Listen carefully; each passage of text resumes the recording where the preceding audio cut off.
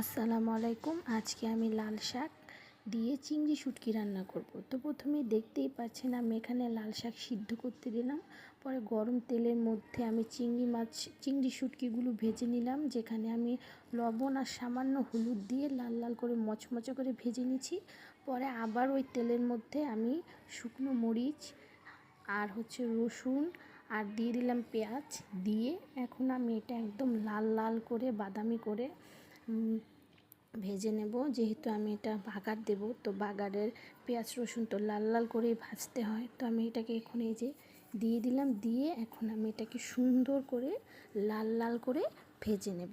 তো ভাজা শেষ হলে আমরা এখানে দিয়ে দিব লাল শাক। তো এই যে আমার ভাজা হয়ে গেছে, তো এখানে আমি দিয়ে দিয়েছি লাল শাক। লাল শাকগুলো দিয়ে এখন একেবারে ভাজা ভাজা করে এখন নামিয়ে ফেলতে হবে। তো লাল শাকগুলো দিচ্ছি, সুন্দর করে লাল শাক দিয়ে এখন এটা ভাজা ভাজা করব। তো এই যে আমি নামানোর আগে ভেজে রাখা চিংড়ি শুটকিগুলো দিয়ে দিলাম সুন্দর করে, দিয়ে তারপরে এখন এটাকে আবার একটু মিক্স করব। মিক্স করার শেষে আমি নামানোর আগে দিয়ে দিব লেবু পাতা। তো এই যে আমার লাল শাকের ফাইনাল লুক।